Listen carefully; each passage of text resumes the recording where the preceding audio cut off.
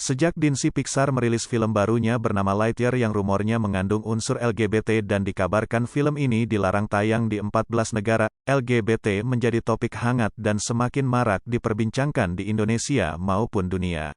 Nah, pada kesempatan kali ini saya akan mengungkapkan bagaimana perspektif hukum mengenai LGBT di negara kita ini.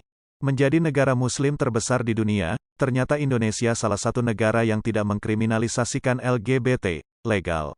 Indonesia salah satu negara hukum, Restat, menjamin kebebasan berekspresi dalam UUD 1945 Amandemen 2 yaitu Pasal 28E ayat 2, yang menyatakan, setiap orang berhak atas kebebasan meyakini kepercayaan, menyatakan pikiran dan sikap, sesuai dengan hati nuraninya. Selanjutnya, dalam ayat 3, dinyatakan, setiap orang berhak atas kebebasan berserikat, berkumpul, dan mengeluarkan pendapat. Walaupun hukum LGBT di Indonesia adalah legal, namun Indonesia tidak mengakui pernikahan sesama jenis. LGBT juga sulit diterima di Indonesia, karena norma-norma agama yang menentang hal tersebut. Dan LGBT di Indonesia menghadapi tantangan hukum dan prasangka yang tidak dialami oleh warga non-LGBT.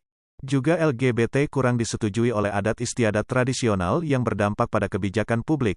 Misalnya, pasangan sesama jenis di Indonesia, atau rumah tangga yang dikepalai oleh pasangan sesama jenis, dianggap tidak memenuhi syarat untuk mendapatkan perlindungan hukum yang lazim diberikan kepada pasangan lawan jenis yang menikah.